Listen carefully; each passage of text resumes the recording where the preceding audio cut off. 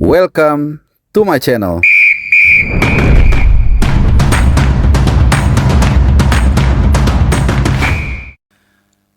Halo, salam sehat dan juga selamat hari Minggu untuk teman-teman semua. Kembali lagi di channel Bung Harpa dan kembali lagi kita akan bahas soal tim nasional Indonesia.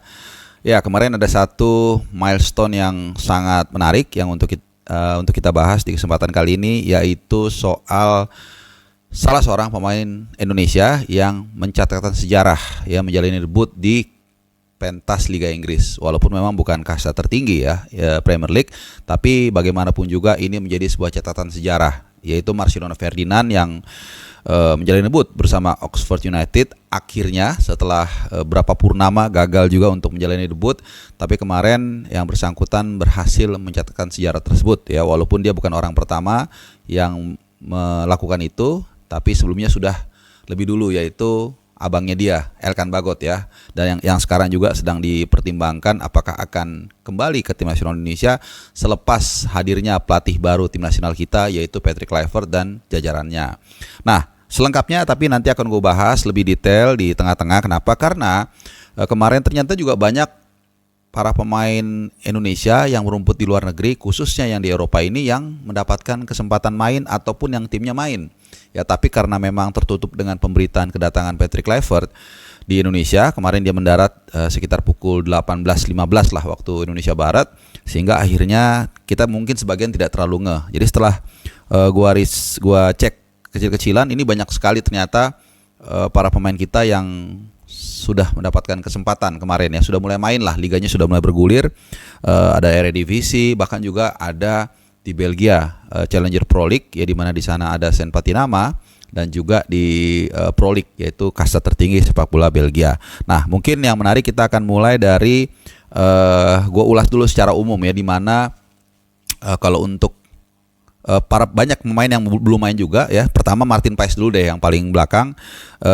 Sekedar informasi aja, nanti MLS sekarang lagi libur dan nanti akan mulai bergulir tanggal 7 Februari 2025 tentunya tahun ini. Jadi sekarang atau kemarin lah, kita masih ingat bagaimana Martin Paes liburan, ya, dia ingin menikmati lah 1 tahun sekali liburan yang benar-benar quality time sebelum nanti akan mulai bergulir kurang lebih 3 minggu dari sekarang. Jadi pasti dari sekarang ini udah mulai persiapan, latihan dan sebagainya. Dan cuman satu informasi juga yang menarik di sini adalah, mungkin yang sebagian dari kita nggak ngeh, Martin Paes itu timnya Dallas itu masih main tanggal 16 Maret teman-teman. Ya, bayangkan 16 Maret itu jadi pagi waktu sini. Ya. Kita dengan Australia kan nggak beda jauh, ya, paling sekitar beda 3 jam atau 4 jam. Dan itu artinya dia paling cepat itu sampai H-3. Ya, begitu pertandingan selesai jam hari tanggal 17 Maret lah. Jadi ini hanya 3 hari menjelang pertandingan menghadapi lawan Australia, ya. Belum perjalanan yang gua rasa lebih dari 20 jam, ya, dari Texas. Biasanya dari Texas mungkin ke Los Angeles dulu, tergantung dia laut Atlantik atau laut Pasifik, ya. Kemudian baru dari Texas Los Angeles mungkin, dan Los Angeles juga lagi baru kebakaran, ya, kebakaran besar, dan kemudian mungkin terbang langsung ada direct flight ke Sydney. Ini melelahkan sekali. Bang Dia juga sama, kalau nggak salah tanggal 15 atau 16 dia masih main, ya. Jadi ini yang beberapa kali dikatakan ada tantangan besar yang harus benar-benar disiapkan dengan matang oleh Patrick Kluivert dan kawan-kawan. Nah, kemudian beberapa pemain juga yang baru tampil malam ini, yaitu Jay Itzes malam ini tampil lawan Inter Milan. Ini big match nih. Sekarang jadi big match Venezia lawan Inter Milan. Karena apa? Karena ya ini dia nih, ya, timnya tim besar, lawannya memang Venezia itu penghuni papan bawah, tapi kan menjadi big match karena ada Jebangja, ya. Kita akan mungkin ada live reaction, mungkin enggak, yang pasti kita akan tonton bareng-bareng, ya. Kemudian Sandy Walsh, Asnawi juga masih malam ini akan tampil. Sementara Sen Patinama di AS Open di Challenger Pro League ini masih postpone, nggak tahu kenapa alasannya. Pokoknya postpone, harusnya udah main, ya. Kemudian juga Mads Hilgers juga dijadwalkan akan tampil malam ini. Timnya Twente, tapi kita nggak tahu nih masih main apa enggak, karena kawan yang satu ini nih masih kemarin sih pasca Natal, ya, masih cedera, ya. Ya, mudah-mudahan dia sudah pulih dan bisa tampil. Kita akan tunggu malam ini, ya. Kemudian yang masih main malam ini juga Tom Hai juga akan malam. Jadi malam ini banyak sekali nih para pemain diaspora yang akan tampil, ya. Mungkin gua akan bikin live reaction, kita akan lihat nanti. Kemudian juga Ragnar Roratmangun, Ragnar juga akan baru bermain malam ini ya. Jadi itu secara umum dulu ya para pemain yang jadwalnya akan tampil malam ini. Nah, kita akan bahas raport para pemain siapa aja yang sudah tampil dan seperti apa penampilannya. Yang pertama adalah Derby Indonesia ya. Semalam makanya ini ketutup ya dengan kedatangan Patrick Kluivert. Ternyata semalam itu ada pertandingan ya antara PEC Zwolle menghadapi NEC Nijmegen, di mana ini merupakan benar-benar letter luck. Ini ada head to head antara Eleonore Randers dengan abangnya Calvin Verdong, karena posisinya benar-benar head to head ya. Eleonore Randers yang memang dalam 3 laga terakhir dia selalu dapat minute play, itu selalu bermain di sisi kanan sebagai bek kanan dalam formasi 4 gitu. Jadi ini juga mungkin satu hints, bukan tidak mungkin nanti dia akan mengisi sisi kanan penyerangan. Dia bisa juga nyerang, tergantung orderan lah. Jadi kadang-kadang dia bisa nyerang, kadang-kadang dia bisa di tengah, kadang-kadang dia bisa bertahan. Tapi memang banyak dia bermain di sisi kanan. Nah, pada pertandingan ini sebelum dimulai di ruang di tunnel gitu ya, kedua pemain ini pelukan biasa lah ya.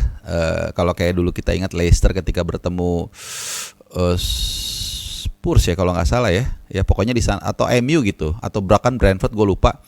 Eriksen sama Kasper Schmeichel tuh ketemu pelukan, biasalah satu negara ya. Kompatriot harus kompak.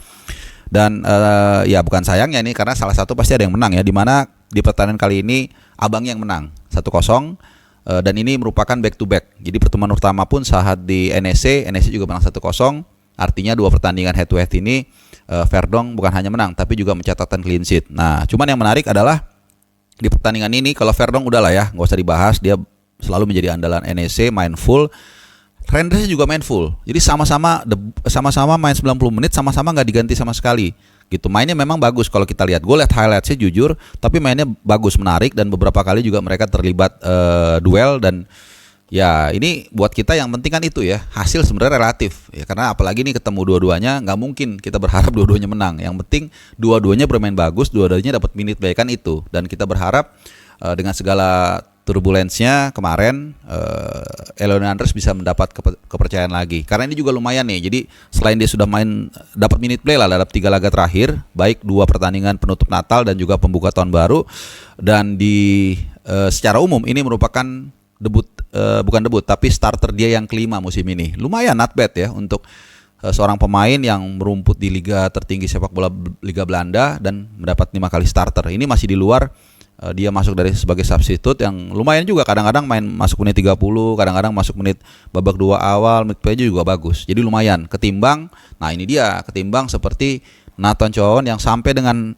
detik ini belum mendapatkan minute play sama sekali sejak 28 Agustus 2024. Ya, gue sampai ngitungin, udah nggak usah ngitungin. Kalau pertandingannya mungkin udah 20 lebih berturut-turut dia nggak main. Totalnya itu 137 hari. Jadi sudah 4 bulan lebih. Ini bell ringing nih, dan yang seperti gue bilang berkali-kali, kok nggak ada pergerakan ya. Kalau kayak gini mendingan dia pindah ke klub lain, dipinjamkan tapi dapat minute play ya, seperti Marcelino pelan-pelan dia mulai masuk DSP walaupun kepotong AFF, tapi kemudian balik lagi dan akhirnya dapat kesempatan juga ya, walaupun hanya bermain sebentar. Nah, kita langsung bahas aja lah Marcelino Ferdinand karena biar ngalir.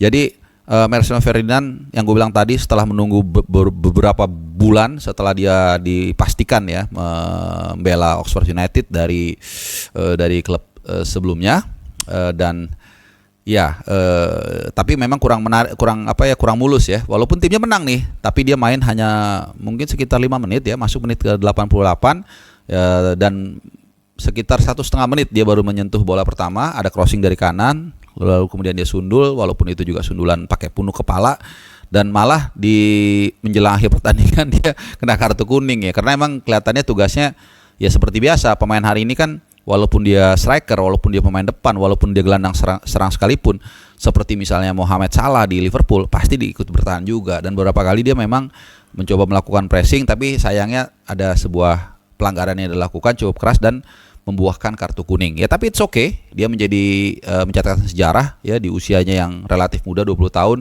Dia menjadi orang Indonesia ketiga ya, harusnya ya, ketiga yang merumput di Liga Inggris. Walaupun ini kasta kedua ya, karena kalau EPL setahu gue belum ada.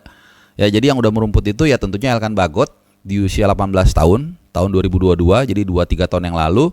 Dan kemudian Nathan Choaon juga, ya walaupun Nathan Choaon itu dalam masa transisi ya kan begitu.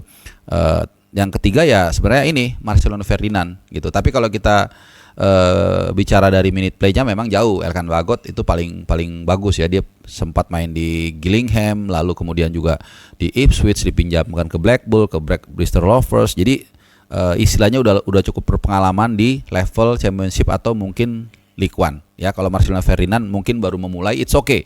Ya sementara Nathan tadi sedang gonjang-ganjing. Nah itu dia. Semoga Marcelino Ferdinand mendapatkan minute play lebih banyak lagi di pertandingan selanjutnya, dan timnya juga Oxford United karena ini kan juga punya Pak Ketum ya, punya orang Indonesia lah, dan juga salah satu konglomerat Indonesia, keluarga Bakri, supaya ya kita dukung juga karena di tim Indonesia supaya bisa bertahan di Championship Division, ya syukur-syukur bisa promosi walaupun tidak mudah. Oke. Siapa lagi yang udah main kemarin? Rafael Strike.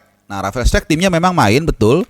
Cuman jadi kemarin main itu timnya kalah 1-0 dari Melbourne City. Sayang sekali ya karena sebelumnya dia udah dapat kesempatan main juga tapi nggak memberikan hasil yang bagus, bahkan mainnya juga kurang oke. Ada satu sentuhan yang jauh banget sehingga akhirnya kehilangan bola. Mungkin itu akhirnya melihat beranjak dari situ performa yang kurang, akhirnya di pertandingan menghadapi Melbourne City yang kalah 1-0 itu Strike tidak dipasang sama sekali ya. Jadi mudah-mudahan sudah mencakup semuanya. Mungkin satu lagi oleh Romney gini, timnya Oxford United kan dia udah firm ya gabung dengan Oxford United, tapi mungkin masih ada recovery, fitnesses atau apa sehingga belum dimainkan. Kita masih ingat juga waktu Marcelino juga merapat ke Oxford awal-awal juga kita menunggu sampai mungkin sebulan lebih ya untuk melihat dia masuk DSP, bahkan menunggu berbulan-bulan sampai akhirnya dia mendapatkan minute play. Walaupun Ole tentu levelnya di atasnya Marcelino Ferdinand ya, tapi tetap mungkin butuh adaptasi dulu atau apa sehingga nanti dia baru bisa diturunkan. Kita akan tunggu ya, sabar, mungkin 1-2 minggu kita akan bisa melihat aksi-aksi dari seorang Ole Romney yang kemungkinan besar bulan Maret nanti akan bisa bergabung dengan Garuda di bawah komando Patrick Kluivert, Alex Pastoor dan juga Denny Lansat dalam menghadapi kualifikasi Piala Dunia round ketiga Indonesia. Alright teman-teman semua, mudah-mudahan tadi memuaskan dahaga kalian informasi soal